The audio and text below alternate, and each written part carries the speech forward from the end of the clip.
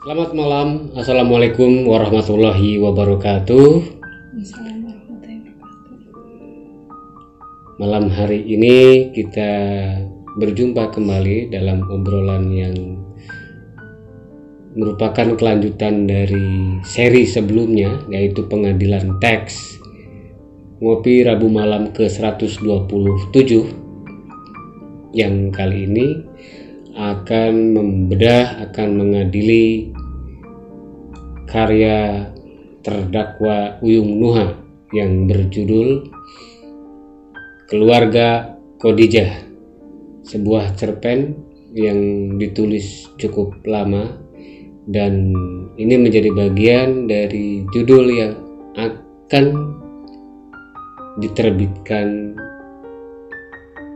sebagai buku pada tahun 2021. Saya bertindak sebagai hakim, Iis Taulida bertindak sebagai penuntut.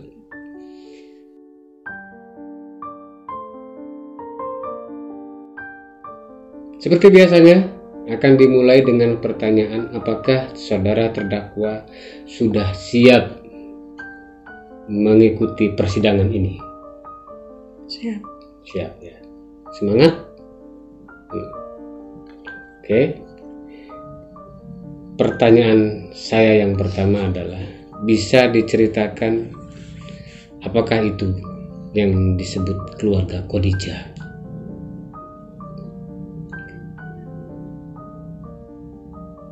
Keluarga Khadijah pada mulanya terinspirasi dari kisah lagi-lagi keluarga yang tidak bahagia. Bisa dikatakan seperti itu menurut saya. Tokohnya Khadijah, tokoh utamanya Khadijah. Kemudian ada Bisumi, ada Mang Isa. Bisumi adalah ibunya, Mang Isa bapaknya. Asep, adik bungsu Khadijah. Kemudian ada adik perempuannya. Lalu Pak Darmawan. Pak Darmawan ini Pemilik kosan. Iya, pemilik kosan, sebagai majikan lah, tempat Bisumi mencari pundi-pundi rupiah. Mang Isa profesinya sebagai tukang beca. Setiap hari hidupnya selalu dihantui dengan keinginan dan impian memiliki rumah gedong. Padahal mereka sadar betul bahwa itu adalah sesuatu yang mustahil, mengingat pekerjaan Bisumi sebagai buruh cuci, Pak Darmawan, Mang Isa sebagai tukang beca yang sehari-harinya lebih sering tidak membawa pulang uang. Nah, karena selalu iri dengan tetangga-tetangganya yang memiliki rumah, kemudian anak tetangganya itu TKW, jadi orang tuanya yang memiliki anak sebagai tenaga kerja di luar negeri itu kerap memberikan atau memamerkan kekayaannya gitu kepada keluarga Mang Isa ini. Nah, Bisumi dan Mang Isa ini berharap mereka juga bisa sama seperti tetangga-tetangganya. Maka dibukalah dengan paragraf pertama, alamak, betapa senangnya hatiku jika memiliki harta lah gitu. Pengen ini, pengen itu, pengen ini, pengen itu, semuanya bisa terwujud jika ada uangnya. Sebagaimana orang tua yang selalu merasa berjasa karena sudah membesarkan seorang anak, maka anak ini dijadikan mesin pendulang uang gitu. Diharapkan ya Khadijahnya juga sebagai anak pertama itu kan naluri ya, ingin membahagiakan keluarganya bagaimanapun lah caranya. Nah, akhirnya Khadijah diproyeksikan untuk menjadi TKW oleh bapak dan ibunya gitu, dengan harapan bisa tadi memiliki rumah gedong. Di balik semua itu ada sisi gelap anak Mang Isa dan Bisumi, Asep, anak bungsunya yang memiliki kelainan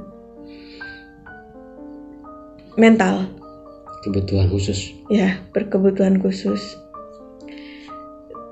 Dia secara komunikasi mungkin masih bisa ya gitu, tetapi untuk memahami hal-hal tertentu gitu, seperti kenapa bapaknya marah gitu atas setiap tingkah laku dia yang dianggap aneh, ya dia nggak ngerti gitu. Bisumi sebagaimana ibu, seperti apapun anaknya ya dia sayang.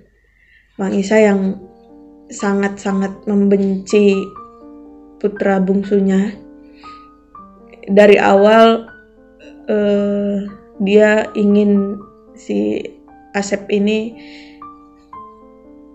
dititipkan saja gitu di panti asuhan, tidak perlu bila perlu tidak dianggap sebagai anaknya gitu, karena dia malu punya anak yang berkebutuhan khusus begitu. Ya sementara itu.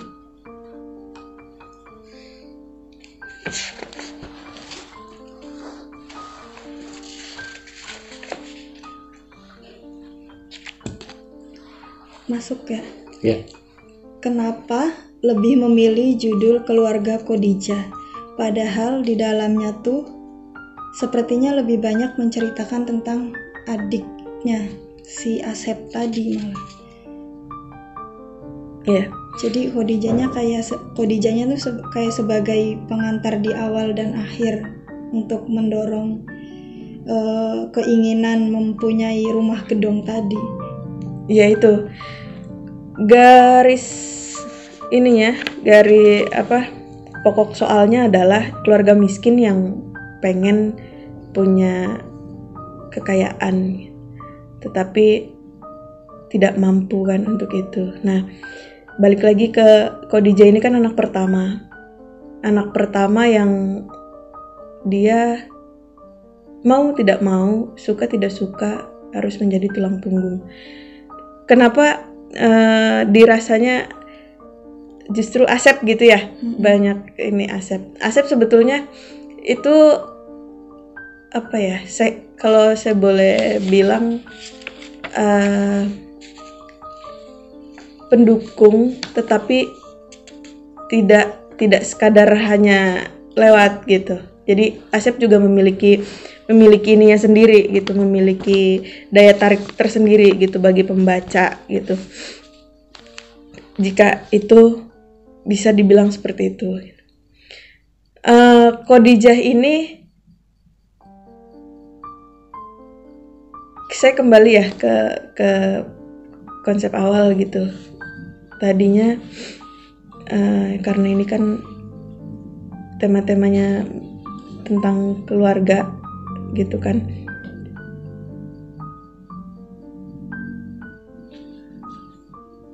Perempuan balik lagi ke perempuan yang sebagai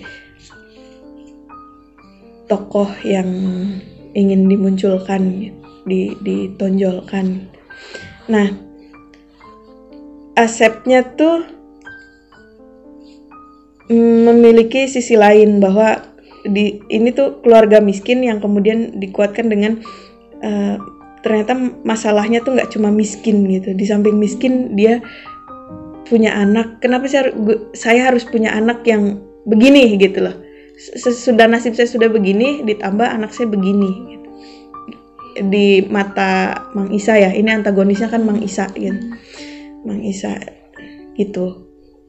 Jadi Asep saya pikir tidak cukup kuat gitu jika misalnya saya memberikan judul keluarga Asep gitu. Jadi kayak film kartun. jadi agak gimana gitu. Itu sih menurut saya. Penulisan Khadijah itu juga tidak lazim. Dalam lafal Arab itu pakai kh, kho. Ini kenapa? KODIJAH bukan KHODIJAH atau HODIJAH. Khadijah. Ya, ini kok gini atau Khadijah. Ya, karena bagaimana pelafalan orang kita itu kan kalau sering ngomong namanya Orang mana? Orang kampung ya kayaknya. Kampung mana? Kalau harus disebutkan ya. Iya. Ini harus berbasis latar Cirebon. Itu sih Misalnya Cirebon. Iya, di karena Cirebon. Kerap bernama Khadijah. Panggil Khadijah. Kemudian nama Syafi'i gitu. Sapingi ya kayak gitu-gitu. Tapi itu Jawa. Sapingi itu Jawa. Ya, tapi Asepnya Sunda. Asepnya Sunda. Ya Cirebon kan Sunda Bagung. Itu. Terus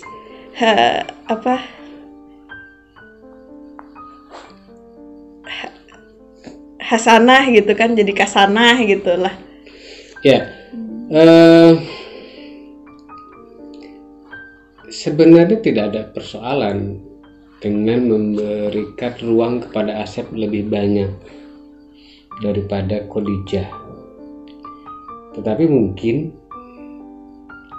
perlu ada satu hal atau satu kejutan, entah di bagian mana, mau di bagian ending juga nggak apa-apa. Itu yang berkaitan dengan bagaimana Khadijah memiliki hubungan khusus dengan Asep. Ada misalnya diceritakan secara sepintas atau dengan kode tertentu di luar dorongan Mang Isa dan Bisumi sebagai orang tua Khadijah. Keberangkatan Khadijah ke luar negeri itu salah satunya ingin membuat Asep sembuh. Itu beralasan membuat Asep seperti anak normal kebanyakan. Misalnya dia pulang dari TKW itu bukan nggak banget sih mikirin orang tuanya. Dia pengen nyari uang untuk membatin Asep agar Asep diperlakukan secara layak. Itu yang sebenarnya menjadi kunci menurut saya, daripada kemudian sekadar membuang Asep ke rumah di kebangunan belakang juga yang tidak dijelaskan berapa jaraknya, karena kalau di rumah bagian belakang bisa saja cuma 5 meter. Nah di situ sebenarnya perlu juga dijelaskan, ditambahkan yang jaraknya agak jauh, sudah mungkin 100 meter atau 50 gitu kan, untuk mengantisipasi ketika Asep berteriak-teriak orang lain tidak ada yang dengar. Kalau Asep rumahnya dekat, bangunannya dekat, kemudian Asep berteriak-teriak, bikin geger tetangga. Nah itu logikanya. Nggak mungkin Asep diam kecuali disumpal, dan lama-lama pasti akan mati kalau disumpal. Nah itu ya, ini soal bagaimana memetakan ruang.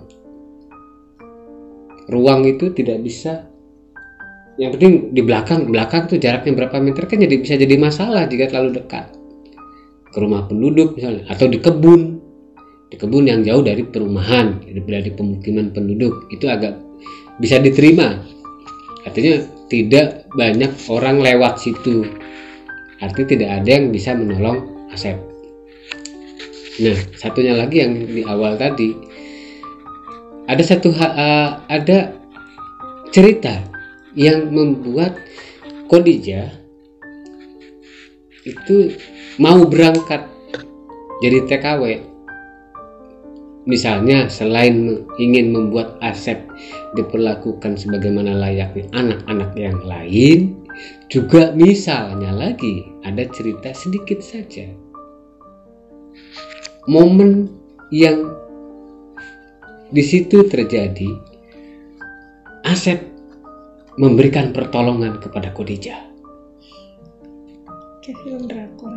Ya, misalnya Khadijah mau diperkosa oleh pemuda kampung, kemudian Asep datang menolong. Ya mungkin dibiarkan lewat cerita itu, tetapi dengan kepulangan Khadijah dan mendapati ketika bertanya Asep kemana, orang tidak ada yang mau jawab, itu sudah nyesek gitu loh. Pembahasannya sudah mencatat bahwa Asep pernah berbuat baik menolong Khadijah. Kemudian Khadijah juga pengen membuat Asep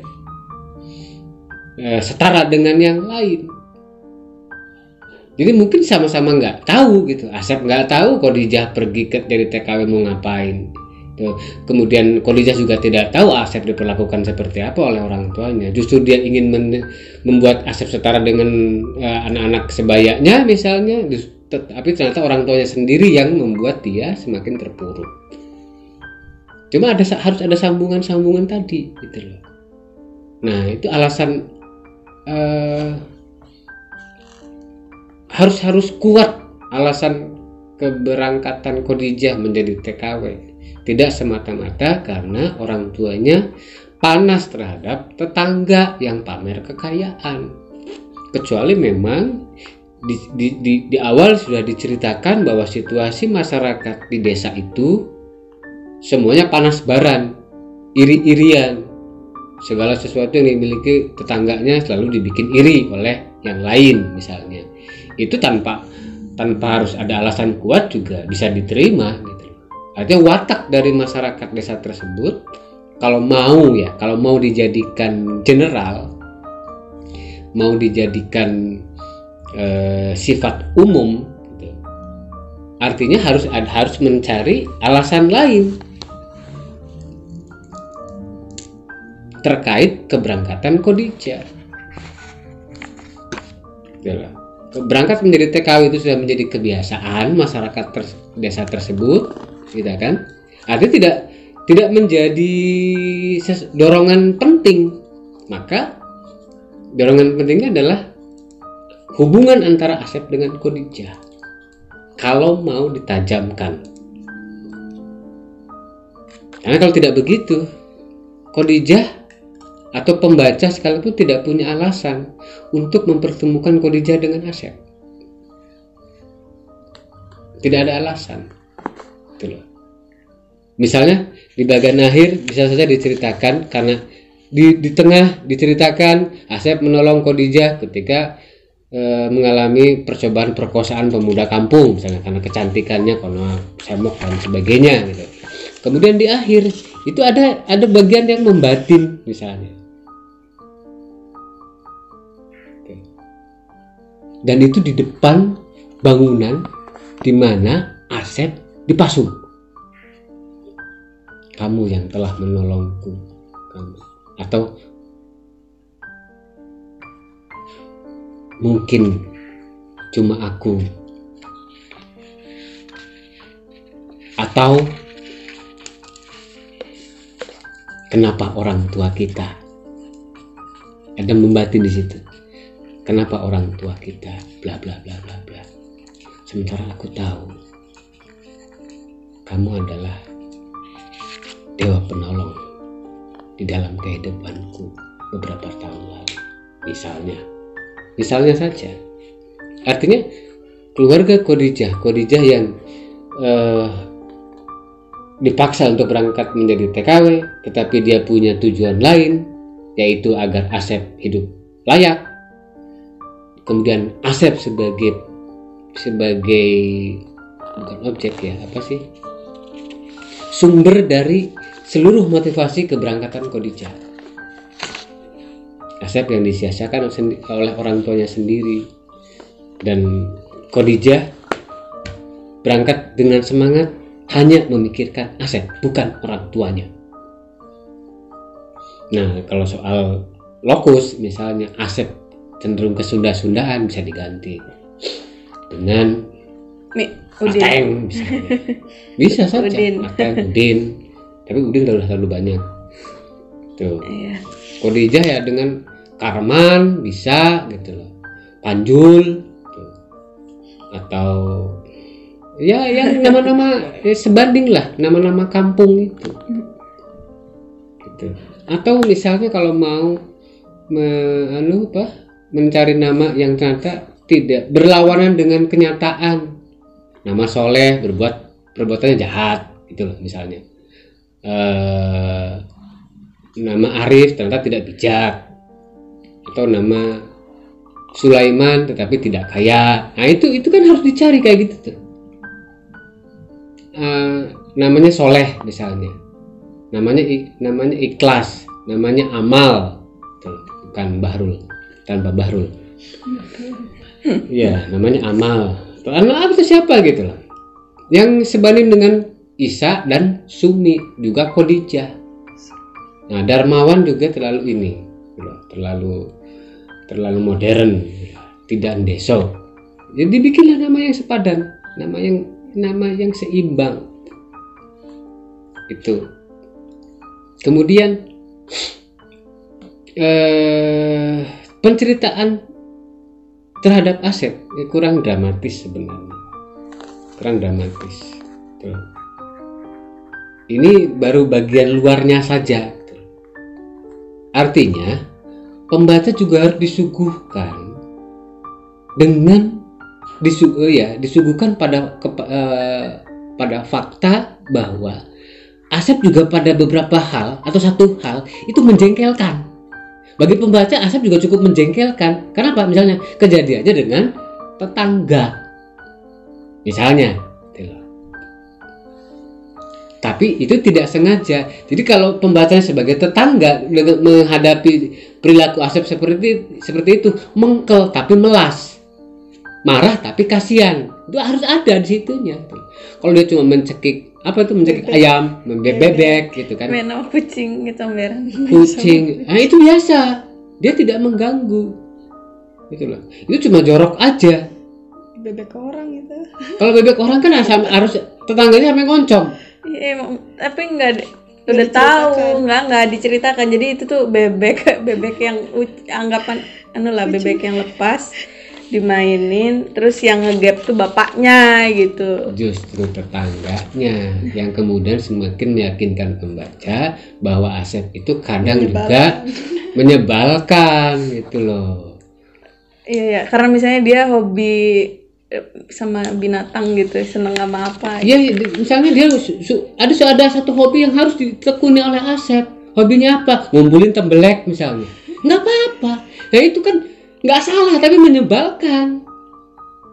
Itulah. Pembaca sendiri masa hobinya ngumpulin tembelek. Bisa kayak gitu tuh. Ada.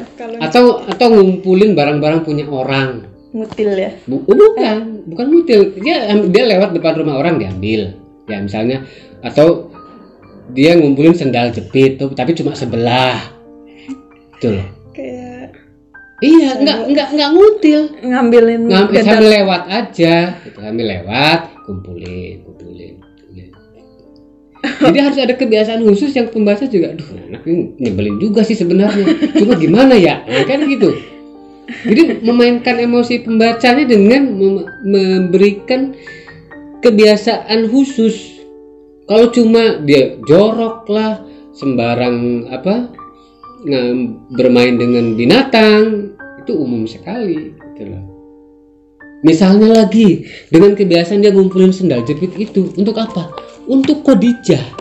Kan Khadijah nggak punya sendal. punya sendal misalnya.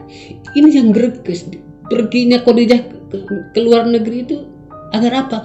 Pengen beliin Asep sendal. Nah, itu lebih menarik daripada Asep ngumpulin bukan sendal orang ya, sendal bekas. Jadi karena kalau dibilang ada yang berkebutuhan khusus punya kelebihan, diantaranya dia bisa memperbaiki sendal bekas itu.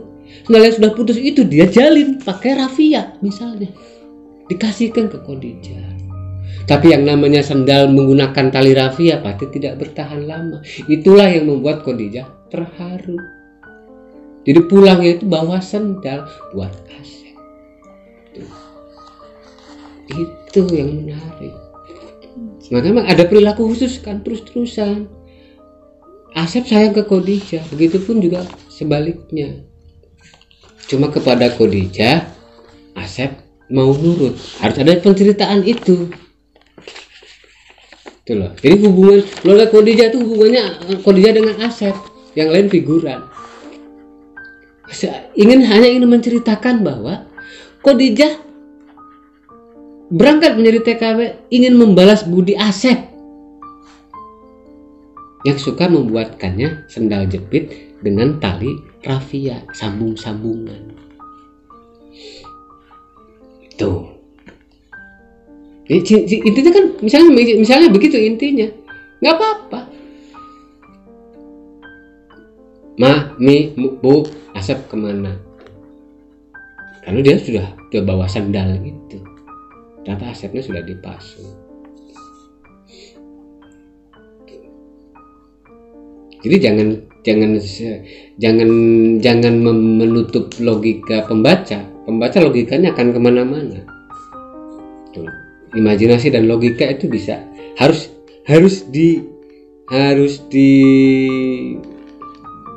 dikondisikan. Jangan dibikin liar. Asep kemana? Emang ada apa kalau Khadijah dengan Asep? Gak ada hubungan khusus. Maka di situ harus ada. Selain Khadijahnya sendiri pengen punya rumah mewah, dan sebagainya, ya, sebagaimana watak dari masyarakat desa tersebut, maka ini impian Khadijah kan ini. Nah ini ya, tapi ini dibuka sama ibunya tuh. Ibunya Pak, Bapak? Bukan, itu ibunya. Alamak betapa senangnya. Orang tuanya. Ya. Nggak apa-apa. Oke, berarti ini bisa keduanya, bisa Khadijah, bisa ibunya, bisa bapaknya, gitu loh. Karena watak dari masyarakat desa tersebut itu iri, ya. Oke, nggak masalah. Tetapi yang saya maksud tadi adalah kalau memang Asep diberikan porsi lebih banyak, maka harus ada hubungan spesial dengan Khadijah tadi, supaya penonton tidak kemudian, loh ini kemana sih pengennya, larinya kemana? Penonton, pembaca maksud saya. Itu termasuk misalnya pengen nyekolahkan Asep di SLB gitu kan, tuh tanpa harus diceritakan kepada orang tuanya. Karena apa? Orang tuanya pasti nggak bakal mengizinkan. Jangankan menyekolahkan, memeliharanya saja sudah nggak mau. Gitu. Untung tidak dibunuh juga gitu loh. Masih mending gitu. Orang Mang Isa tidak membunuh Asep karena malu lah, karena ngerepotin terus gitu, memalukan, bikin membuat tindakan-tindakan yang merugikan tetangga meskipun nggak seberapa gitu loh. Tali rafianya dari mana? Atau pakai tali jemuran, bikin tali sendalnya. Tali jemuran siapa? Tali jemuran tetangga.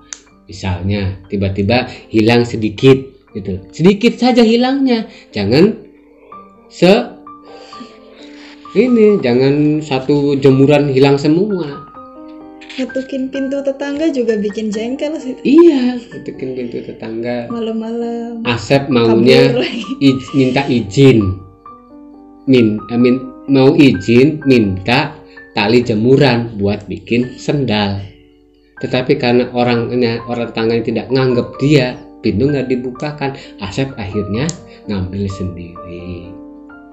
Wah, ini bagian-bagian detail Nah itu kayak gitu. ya bagian-bagian itu tuh nggak di show up gitu loh. Jadi Justru itu yang jadi kuncinya. Jadi tahu-tahu ada Asep yang udah bikin onar gitu tuh, bapaknya langsung marah. Jadi begini, cerita itu tidak seperti kita naik mobil melewati persawahan.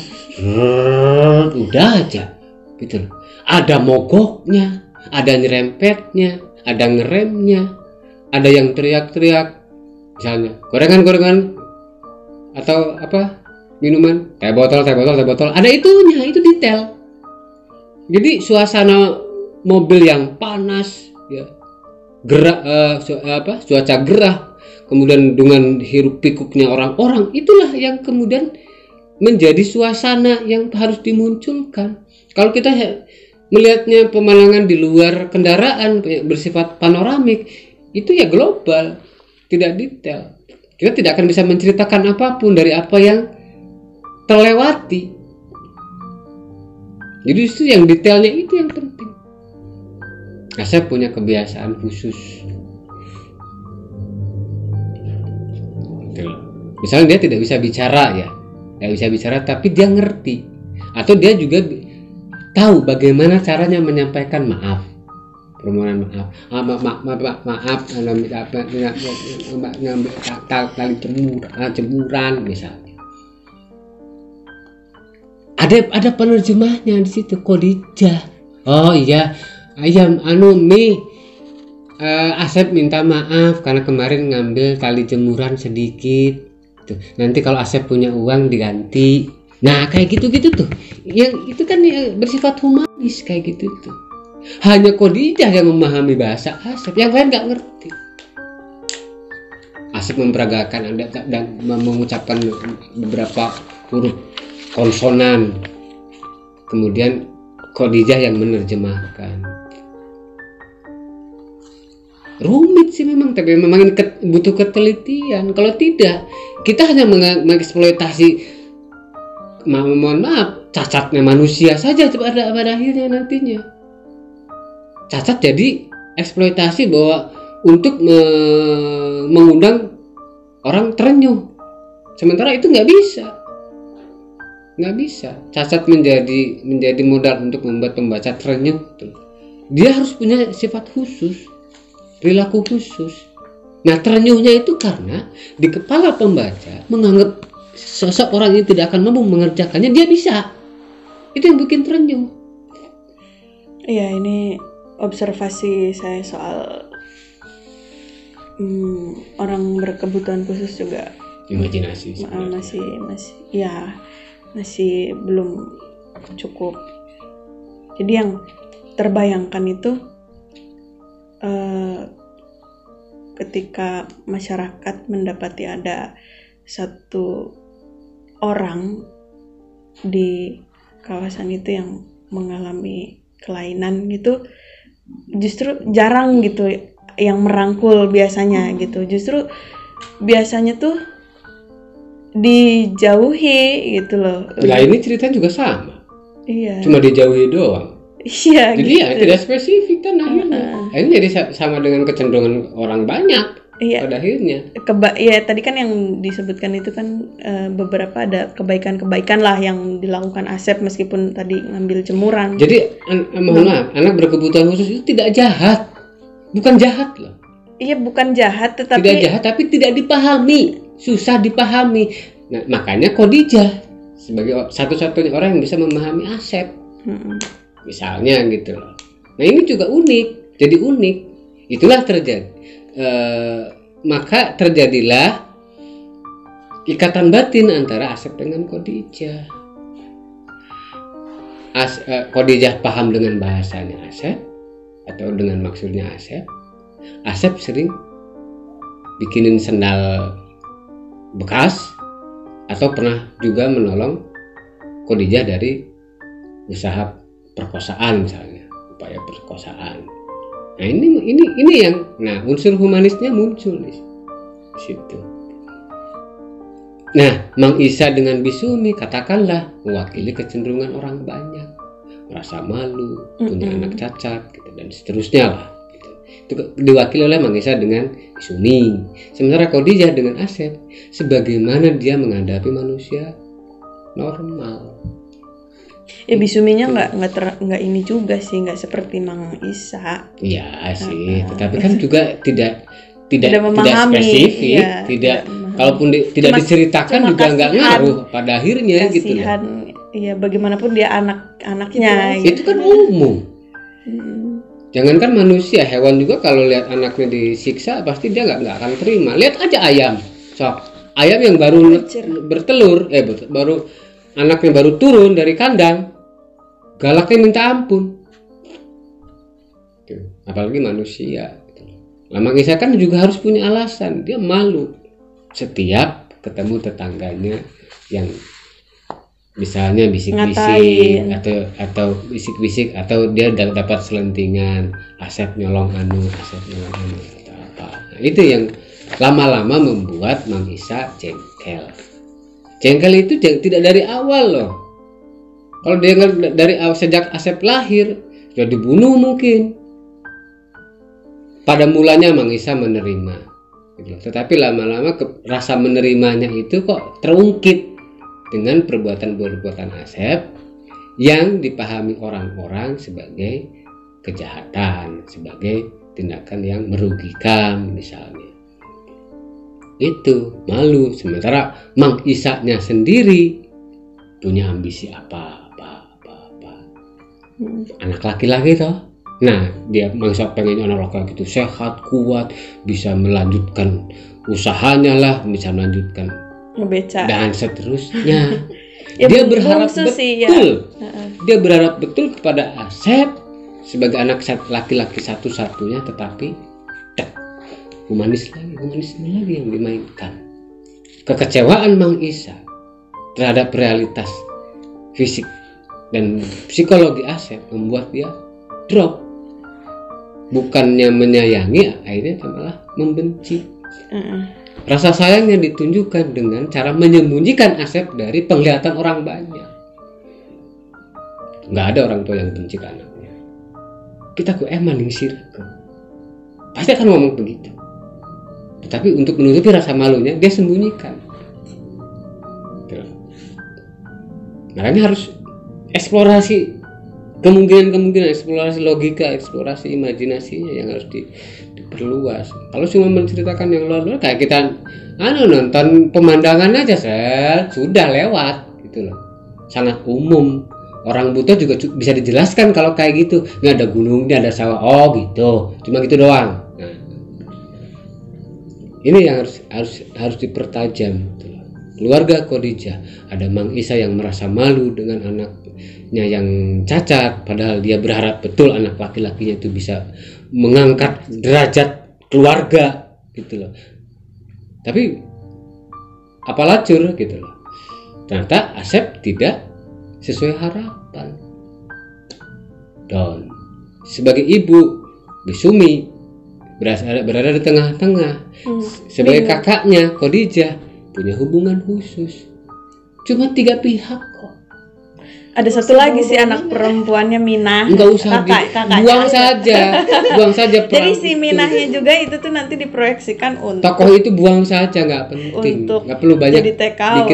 Nggak perlu bikin banyak tokoh. Iya, karena tadi sih ini makanya identifikasi watak tokoh, karakter tokohnya harus diperjelas. Mang Isa begini. Tukang beca tapi juga dia tidak pernah bersyukur. Akhirnya dia ngeluh terus, berharap anaknya yang laki-laki itu lahir bisa mengubah keadaan ekonominya. Ternyata cacat. Misalnya ada sesuatu yang dipendam juga oleh Mang Isa. Kenapa Asep lahir cacat? Ini mitos, ini kepercayaan. Ketika dia pernah nyiksa anak kucing, pernah nyiksa hewan apa. Jadi bertumpuk rasa harapan agar anak laki-lakinya bisa mengangkat derajat ekonomi keluarga, sekaligus rasa bersalahnya ketika Asep sebelum lahir dia melakukan tindakan yang absurd. Akhirnya dia tutupi seluruh gejolak itu dengan menyembunyikan aset. Setiap tokoh harus punya alasan atas tindakan-tindakannya. Kalau nggak begitu ya akhirnya jadi umum. Baca lewat, oh gitu. Kalau gitu. Tuh. Ini berubah. Awalnya nggak begini kan? Iya, fokus ke harta, Iya, awalnya tidak begini. fokus ke Diubah ke kekayaan. aset, tapi asetnya sendiri belum spesifik. Gitu. Iya, aset hanya Misalnya Asep tuh sering mengumpulkan uang receh 100 rupiah gitu kan. Udah dicelengi, udah banyak dikasihkan ke Khadijah misalnya. Itu kan aduh, apa sih 100 rupiah dikumpulin terus. Ini pengganti sandal ya, pengganti sandal. Kumpulin uang 100 rupiah.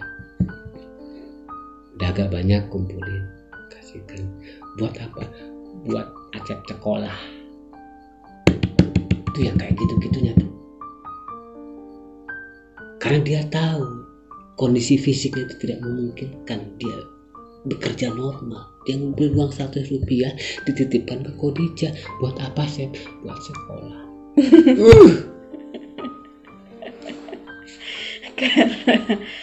Iya sih. Nah, ini yang penting tuh yang begitu-begitu, bukan yang gede-gede. Yang penting yang gede-gede tuh. Cok gimana sih Pak? Jahat enggak?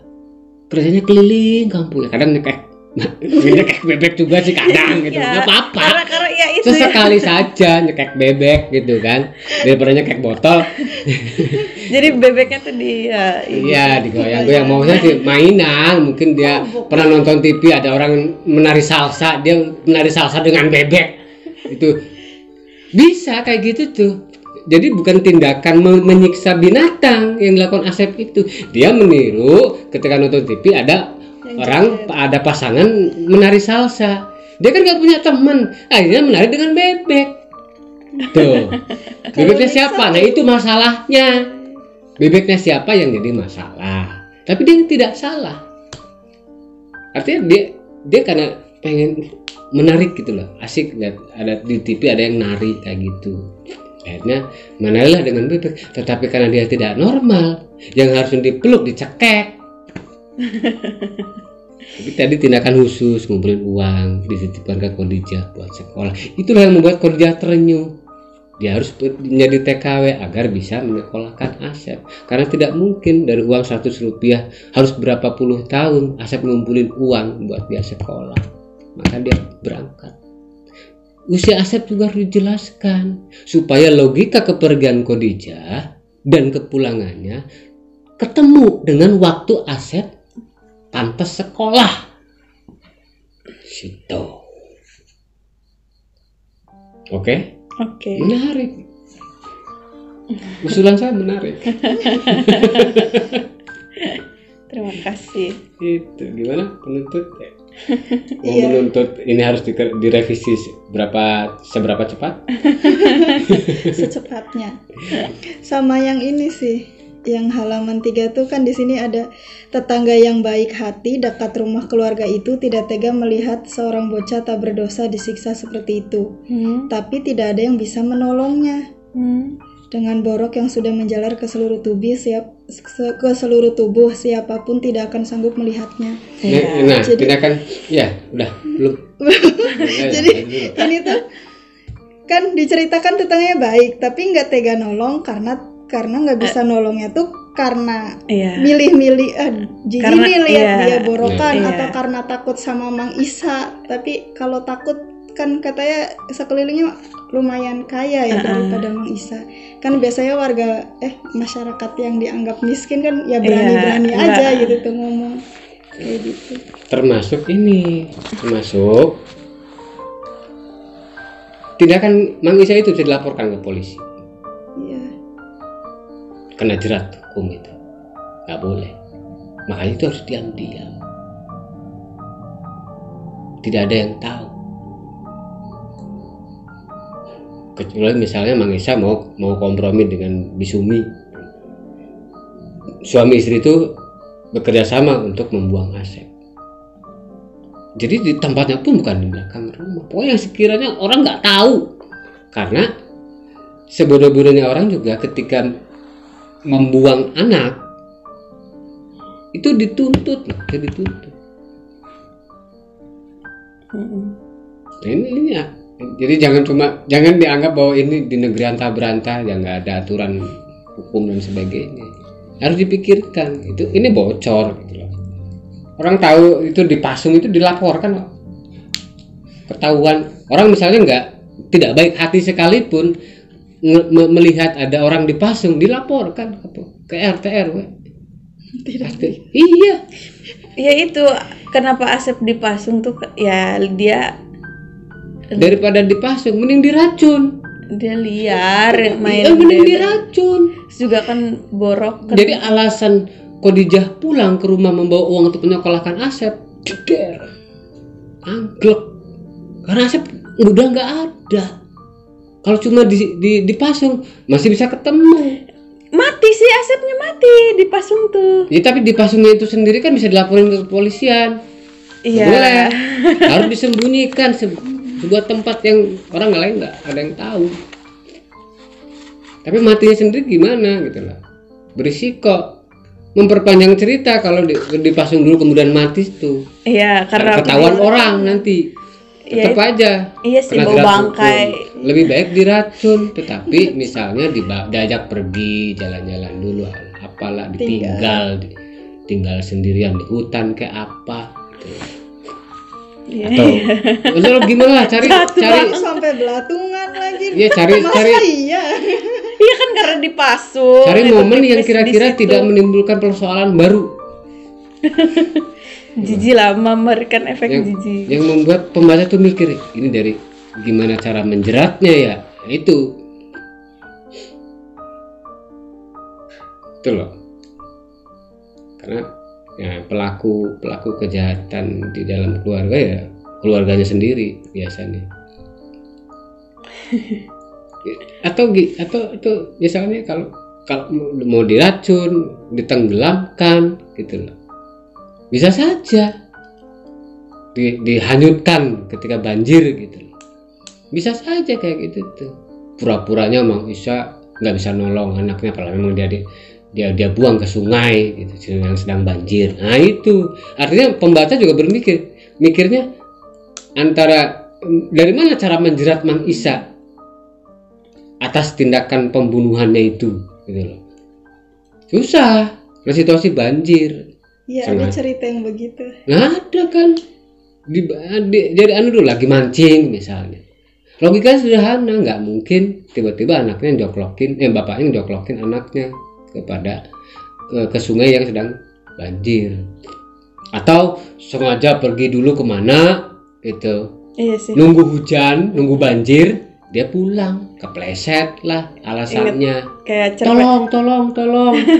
Dia kan minta tolong keadaan banjir tapi tidak ada yang nolongin. Sudah lapor ke RT RW bahwa anaknya hanyut dan sebagainya, tetapi pembaca tahu bahwa Mang Isa sengaja membuang anaknya. Khadijah pulang mendapati kenyataan dan dia tidak tahu bahwa pelakunya adalah bapaknya sendiri. Oh, ada ya? Ada. Ada. Jangan bicara soal kemungkinan, yang kita persoalkan adalah logika. Logikanya ketemu atau tidak. Bukan mungkin atau tidak, mungkin saja, tapi ya jangan terlalu ngarang. Tiba-tiba orang bisa terbang tanpa punya alasan dia berguru ilmu apa dulu gitu kan. Nggak mungkin, itu nabrak logika kalau kayak gitu. Gimana? Oke? Iya, kalau dengan saya pasti oke. Gimana? Iya kayak ceprenya Joni juga kan, bagaimana orang tuanya itu sengaja menumbalkan anak-anaknya gitu. Supaya sengaja anak tuh ditabrak-tabrakin gitu tuh. Itu. Supaya dapat uang. Kemudian kompensasi. Ketika Khadijah pulang, dia tidak bertanya Asep di mana Bu, tapi dia sudah memanggil dari luar, Asep, kakak pulang. Beda dengan Asep di mana Bu? Itu kayak orang nggak kangen, orang nggak punya hubungan apapun. Itu sih kayak orang bertamu kalau kayak gitu. Soalnya dia tuh sedih sendiri karena dia juga dari Arab itu, misalnya dari Arab lah gitu. Dia bawa anak gitu loh. Dia sendiri sudah sedih dengan dirinya gitu ketika mendapati Asep yang nggak ada juga kan. Asep Karena emang di awal sampai tengah tidak ada hubungan khusus Khadijah dengan Iya. Asep. Itu masalahnya. Jadi dia sibuk sendiri itu loh. Jadi Mikirin kayak dirinya sendiri itu sendiri-sendiri. namanya. Gitu. Yang sedang kita pikirkan tuh pembaca, pikiran dan perasaan pembaca, bukan pikiran sendirinya Khadijah.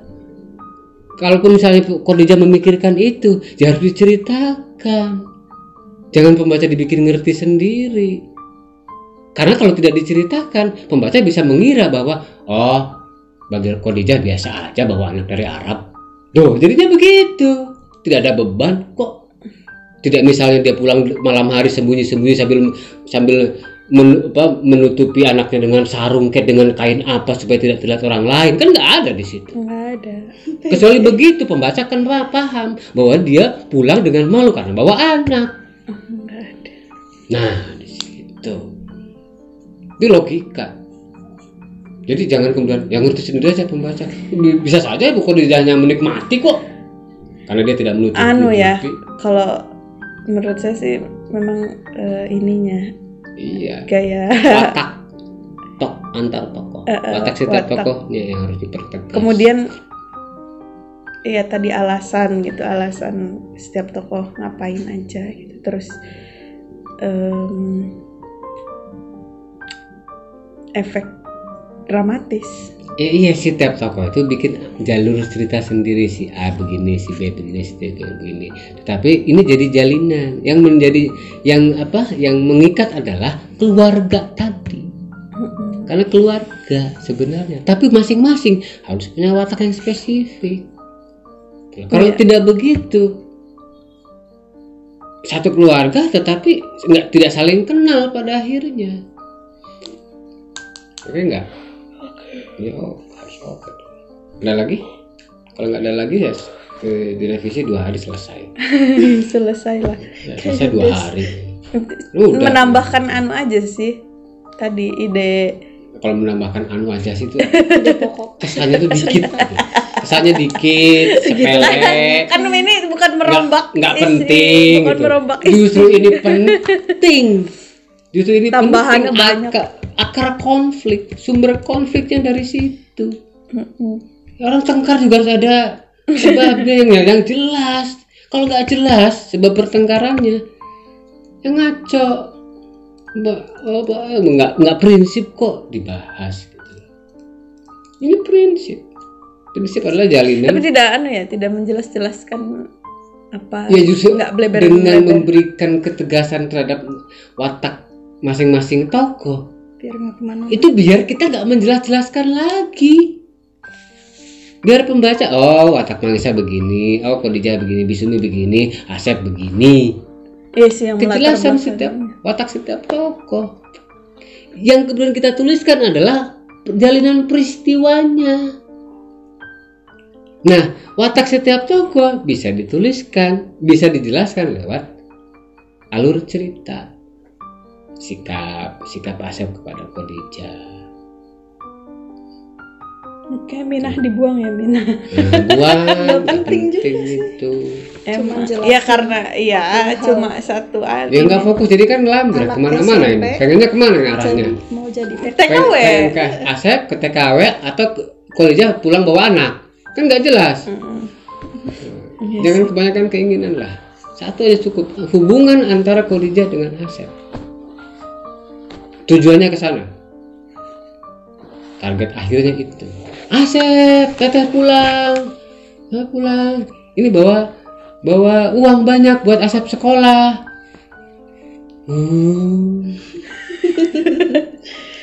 Sok priben. Orang dengan bahagia. Lu udah jadi pulangnya gak usah bawa anak lagi lah gitu. Ini bikin tambah aja. Masalah yang tidak bikin masalah baru yang nggak penting. Anaknya. Pak pulang, bawa uang banyak. Besok daftar sekolah ya. Itu sambil teriak ngomong sebelum masuk rumah. Karena yang dituju dari Arab dia pulang ke rumah itu untuk Asep. Untuk ketemu Asep. Keluarga Khadijah, bener kan? Khadijahnya tersebut, disebut. Asepnya penting. Karena untuk membuat alasan kenapa Asep diberikan porsi banyak di sini. Ada hubungan khusus. Terombak lagi. Keluarga Asep. Enggak, tetap keluarga Khadijah, tapi nama Asep diganti supaya ketemu dengan Khadijah. Kalau Khadijah, ya adiknya tuh bukan Asep, Khodiran misalnya. Kodir aja, kodir. Itu bisa. Ya kan parah. Khadijah, Khodiran. Enggak apa-apa. Iya, boleh. Tuh. Iya ya, adik kakak beradik, adik beradik semua. biasanya. Makanya bapaknya namanya Komarudin misalnya. Anaknya Kolidin. Ya bisa Kolidin, Khadijah, Kolidin nggak apa-apa. Aduh, ini jadi nggak nyambung, nggak ketemu. Khadijah dengan aku. Masa bapaknya Isa. misalnya bapaknya Karman, anaknya Robert, nggak bisa. Kayak gitu. Tapi di kamu udah mulai gitu, Mas. Iya. Terus ini ya. Jadi kalau bagi saya ganjalan itu. Untuk mengucapkan itu nggak enak gitu loh. Khadijah Jadi, tuh udah. tidak meresap gitu loh. Sebagai sebuah kampung yang spesifik watak orang-orang itu nggak meresap. Iya. Kalau mau dibikin frontal sekalian. Bapaknya nama Karman, anaknya Michael. Nggak apa-apa, karena apa? Misalnya pernah ada bule tinggal di bule datang ke situ foto-foto. Iya. Artinya kan ada alasan tuh kenapa dikasih nama itu gitu. Iya, maksudnya ya itu alasan-alasan kalau itu yang nanggung. Jadi cenderung ke Sunda-Sundaan. Gitu.